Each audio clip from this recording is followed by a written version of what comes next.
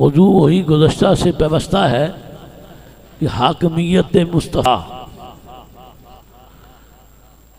तो अल्लाह ने अपने महबूब को हाकिम बनाया है, दो जहां का हाकिम बनाया है।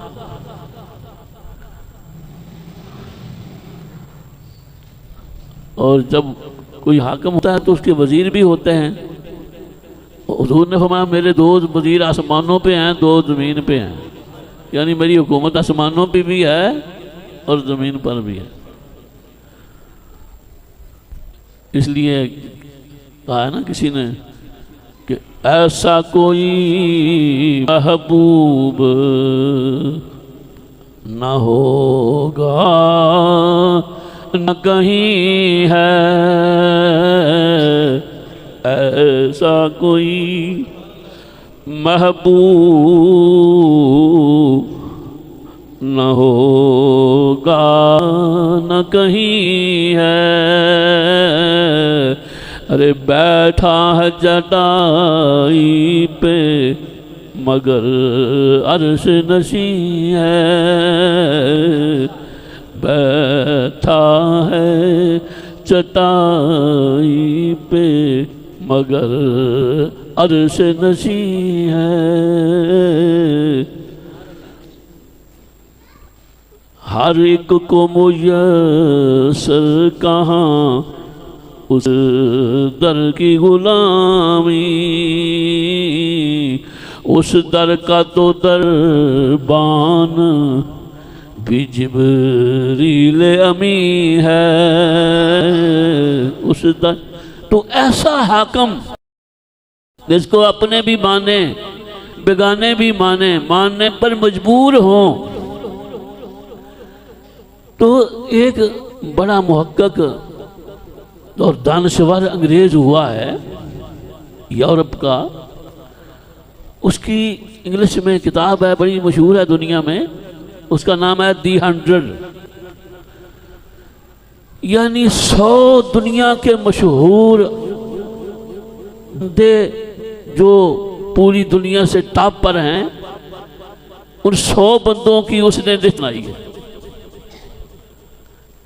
फिर उन 100 बंदों में से अब जब बच्चों का इम्तिहान लेते हैं ना, तो उसमें फिर अव्वल दो 100 आते हैं।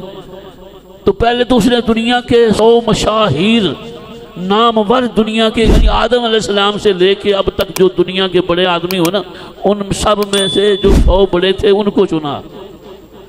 फिर उसने अव्वल दोम सोम किया। तो सबसे अव्वल जो जिस शख्सियत को उसने रखा वो हमारे आका व मौला हजरत मोहम्मद मुस्तफ़ा सल्लल्लाहु अलैहि वसल्लम। कि दुनिया, हालांकि वो क्रिश्चियन है, ईसाई है, तो उसको अपने नबी से को रखना चाहिए था। लेकिन अकल या दिल जो भी कहे, लेकिन जो इंसाफ है, जब उसने देखा ना, उसने फिर दलील दी कि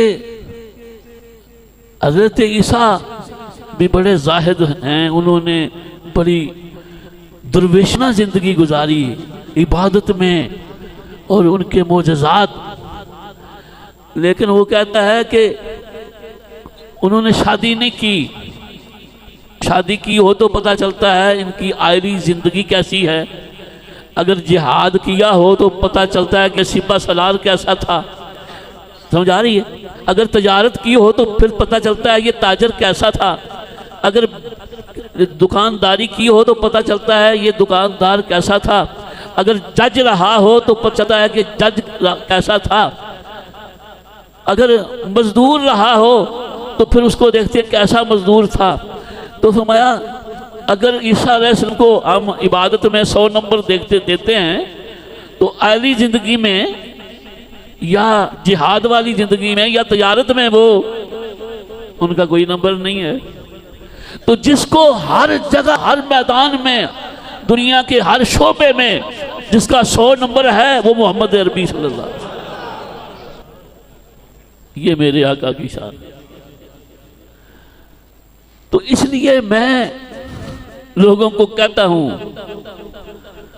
कुरान में एक बात बताई गई है, अल्लाह ने हमें समझाई है, वकूलुन जुरना, कि ऐ लोगों कहो कि या रसूलल्लाह हम पर नजर कीजिए।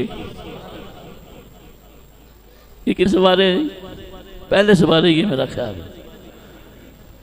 वो मुनाफिक कहते थे राय ना, तो अल्लाह ने फरमाया ऐसे ना कहो। जब उन समझ नहीं आती थी ना तो कहते राय ना, या रसूलल्लाह हमारी रियायत कीजिए, यानी दोबारा समझाएं। अल्लाह ने ऐसे ना कहो, कहो उन्जुरना, हम पे नजर करम कीजिए, हम पर नजर करम कीजिए। तो हुजूर की नजर करम जिसको अल्लाह कह रहा है कि मांगो, क्यों? कि जिस तरफ चश्मे मोहम्मद के इशारे हो गए, जितने जर्रे सामने आए सितारे हो गए, जितने जर्रे सामने आए सितारे हो गए, खुद न थे जो राह पर औरों के हादी बन गए। ये मुस्तफ़ा की नजर का कमाल है। नजर बद भी होती है ना, उसको तो सारे मानते हैं, नजर बद। मैं कहीं हुआ क्या है भी रात वेले बच्चे ना कटिया करो, ऐसे बलख देना, सारा दिन काम करने, शाम वेले टाइम मिलेगा फिर आके तम कर दियो जी साढ़े बच्चे को।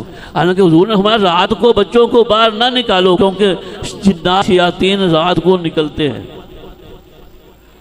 तो ये जिन्नात और यातीन के जो असरात हैं, अभी मैं देखता हूँ कि घर ही उदास हैं। मकीन तो मकीन रहे, वो घर भी, घरों की भी रूह होती है। जहाँ अल्लाह रसूल का जिक्र नहीं होता वो घर भी उदास होता है। तो इस नजरे बद पे सबको यकीन है। और बहुत सारे अस्पतालों में ऐसे मरीज हैं कि वो नजरे बद के मरीज हैं।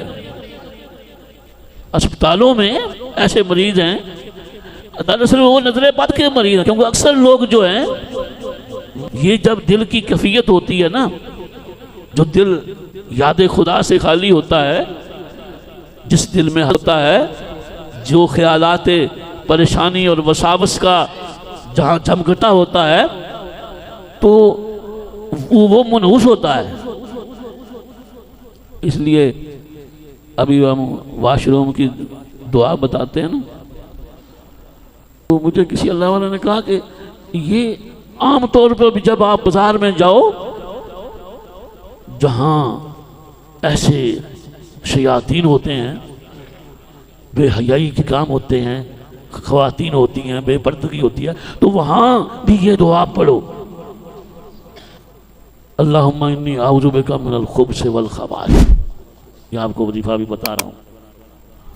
और आऊज़ु बिल्लाहि मिनश शैतानिर रजीम का भी, कि ये जो मैंने आप तरीका अर्ज किया दोस्तों को कि नाफ पे रख के खुद पढ़ो, तो यहाँ जो नफ्स का मकाम है, सूफिया फरमाते हैं वो यहाँ नाफ पे है